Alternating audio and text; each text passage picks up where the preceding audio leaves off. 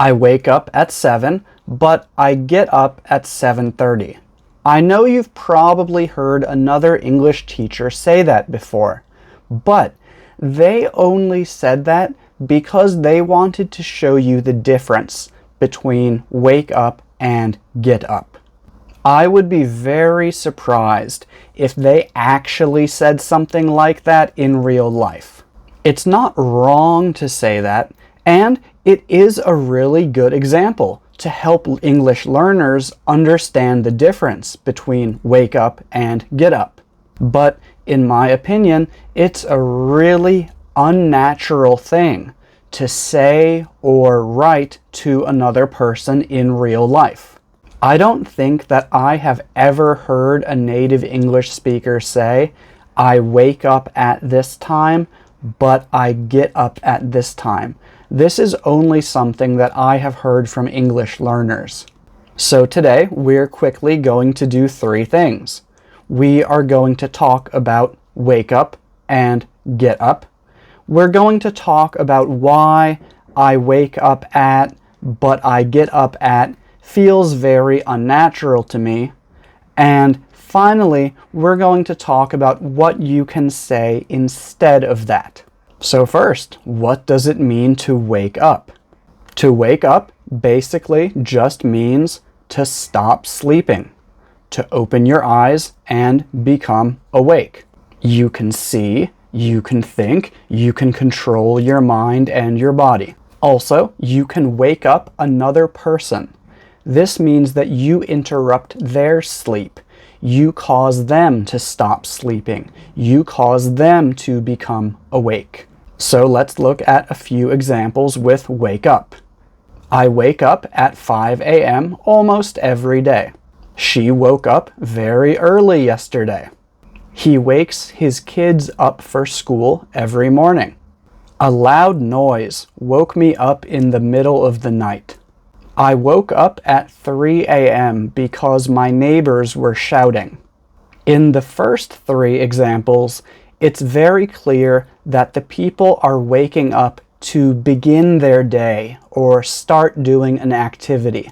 They are waking up and deciding to stay awake for a period of time. They are not going to go back to sleep immediately. However, in the last 2 examples, it doesn't sound like the person is going to stay awake. Their sleep was interrupted. They did not want to wake up. They are probably going to go back to sleep. In the 4th example, the loud noise woke me up, but it was still the middle of the night, not the time that I wanted to wake up. So I probably closed my eyes and continued sleeping. I didn't stay awake and start doing something. In the 5th example, I woke up because my neighbors were shouting, not because I wanted to wake up and start my day. So, after waking up, I probably closed my eyes and continued sleeping. I didn't stay awake and start doing something. So, we can see that sometimes we wake up and start our day or start doing some activity. And sometimes we wake up and just go back to sleep. When we stop sleeping, get out of bed, and start doing things, we can also use get up. So, if you stop sleeping, get out of bed, and start doing things, you can use wake up or you can use get up.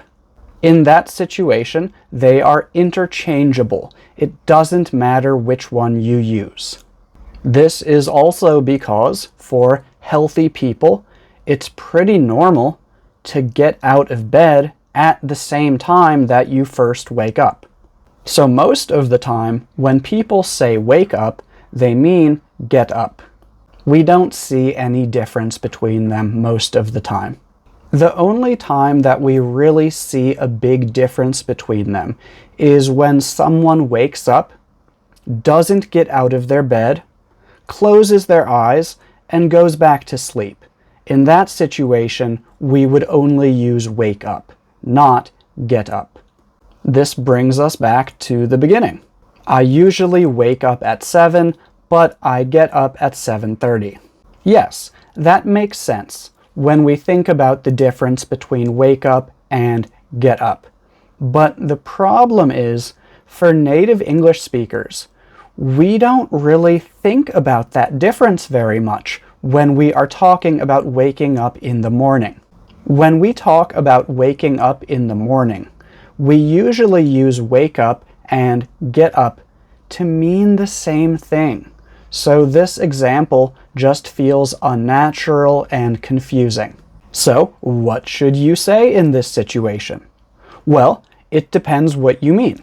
I think that there are two main things that people are trying to say when they say this.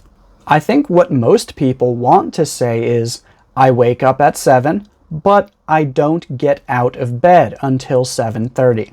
This means that you wake up at 7, but for the next 30 minutes, you stay awake in your bed being lazy. Or if you wake up and then go back to sleep, you could use wake up and get up together in one sentence, but you would want to add more details to make it clear that you see a difference between wake up and get up. For example, I wake up at 7, go back to sleep, and then finally get up at 7:30.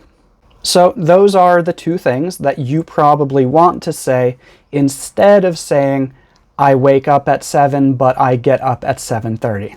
And again, it's not actually wrong to say that, but I've never heard a native English speaker say it. I would never say it, and I don't recommend saying it. So yeah, that's all for today. I hope you learned something. Thank you for watching.